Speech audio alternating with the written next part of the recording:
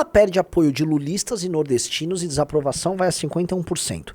Pesquisa Data Poder, feita em 25 a 27 de janeiro, mostra que a aprovação de Lula 3 atingiu o pior patamar da gestão e está em 42.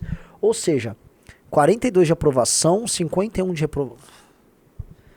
Rapaz, o governo do presidente Lula entrou na segunda metade do seu mandato com rejeição recorde e perda de apoio em grupos que o ajudaram a se eleger em 22.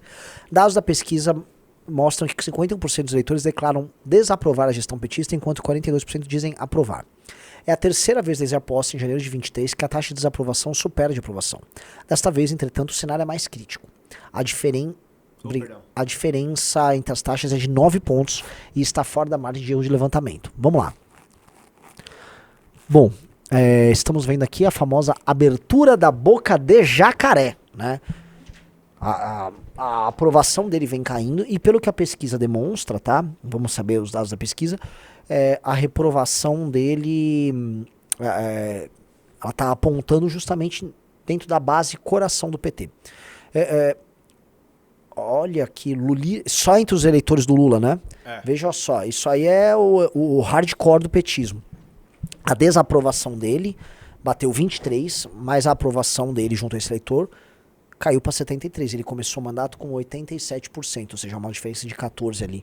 O que eu queria falar para vocês é o seguinte, eu conheço alguns petistas, hoje quase não falo, mas eu sei o que eles pensam.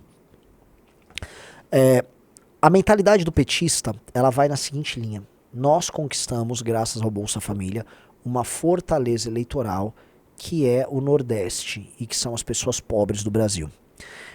A gente reparou, e os petistas sabem disso, que faça chuva, faça sol, a gente leva esses votos. E onde eles tiveram a certeza absoluta disso? Vocês vão lembrar que a aprovação da Dilma caiu para níveis muito baixos às vésperas do impeachment.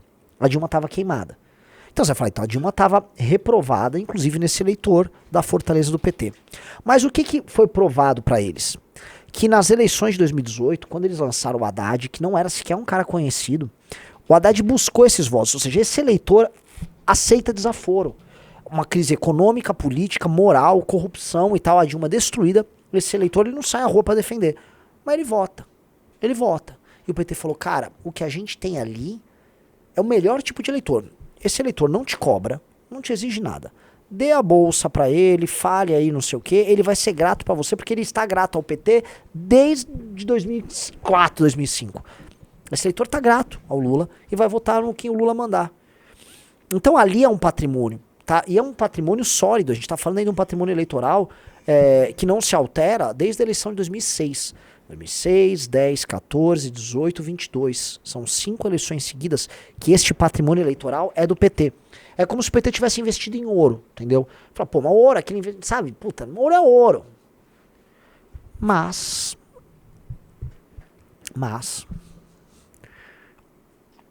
o Lula tá velho, não há renovação. O Centrão tá comprando o voto desses caras. Tem um fenômeno que a emenda... esse fenômeno, se tiver aí a galera da Valete ouvindo, vale estudar, tá? Qual o fenômeno, que é um fenômeno a se estudar mesmo, tá? Antigamente, até o surgimento da Bolsa Família, a relação do coronelismo era uma relação feudal e federalizada. Com um princípio, havia um princípio da subsidiariedade no coronelismo, que era assim, o prefeito e o coronézinho local cuidavam da pessoa, aí do prefeito um cara vinha assim, acima, então você tinha, por exemplo, na Bahia a família Magalhães, que tinha o seu coronelismo, o seu sistema assistencial, não era sistema, a água que levava, tá, a compra de voto ali, e você tinha isso. Aí vem o Lula, quando surge com o Bolsa Família, o Lula ele dá um bypass neles, ele tem um cartão na Caixa Econômica Federal, que cria uma relação de dependência entre o eleitor lá na ponta e Brasília. Ele deu um nó nos coronéis. E esse nó destrói as oligarquias que não eram lulistas, por exemplo, as oligarquias do PFL, uma parte das oligarquias do PMDB, e aí novas oligarquias surgem, fiéis ao Lula, fiéis ao PT, se estabelecem nesses estados, tomam os estados dessas antigas oligarquias como representantes da marca Lula. Entenderam? E aí você criou uma nova relação. O PT, ele fez ali essa fortaleza com base nisso. Tanto que, poxa, a Bahia é um estado que não cresce economicamente, a violência só sobe e o baiano vota lá nos caras. Aí, o que acontece? Você tem governadores horrendos. O Rui Costa foi uma bosta de governador e hoje a Bahia tem talvez o pior governador do Brasil, que é o analfabeto do Jerônimo, que é um analfabeto. O Jerônimo é um analfabeto, é um imbecil, trabalhava com educação, é um analfabeto. Você botar o Jerônimo pra falar, não sai nada. O povo da Bahia tá aí, é 13, vota no Jerônimo. Coitado do Sandro que tá tendo que enfrentar isso. Né? O Wallace falou, o incompetente Jerônimo foi só eleito graças a isso. Então, foi criada essa relação lá. Aí surge o orçamento secreto, surgem essas emendas, acaba, a gente precisa colocar aqui, acaba a grande fiscalização que tinha, que a Lava Jato tinha gerado, aquele senso de, nossa. E aí você começa a restabelecer o coronelismo, ou seja, essas lideranças regionais do Centrão começam a se empoderar novamente na relação. E acho que o maior exemplo foram as eleições municipais agora, né? Todo mundo tá, a gente já vem falando, a gente cantou essa bola, foi a eleição da compra de voto, e o Centrão já tá afirmando suas lideranças ali, tanto que o Centrão já tá pensando em ter candidato para a eleição de 26. O Centrão tá pensando nisso, o Kassab pensa, o União Brasil pensa. O Centrão já começa a olhar, não. Por quê? Porque o Lula tá ficando velho e o Centrão tá voltando a ter aquele tipo de relação coronelista pré-Bolsa Família. Capite? Entendeste, Riso? Sim. Isto é uma dinâmica nova e eu acho que isso bota medo no PT. A pesquisa não tem correlação com isso. Essa relação da pesquisa o Lula está começando a perder esses eleitores que, né, a vida começa a ficar dura, a inflação, a renda que não aumenta, foi prometido muita coisa, nada foi entregue. Mas,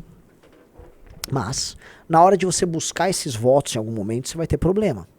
Ainda mais se você combinar queda da popularidade do Lula e empoderamento do Centrão. Aí você começa a corroer o patrimônio do PT.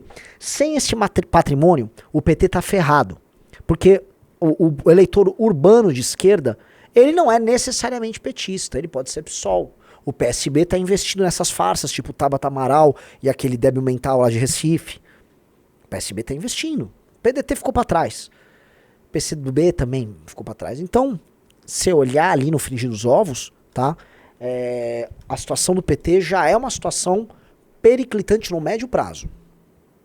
E mesmo se o PT ganha a eleição presidencial com o Lula, ele faz uma mágica e ganha a eleição, nada disso está resolvido. Porque eles precisariam resolver a porcaria do orçamento secreto, mas quem disse que eles vão conseguir resolver a porcaria do orçamento secreto? Nada nos diz.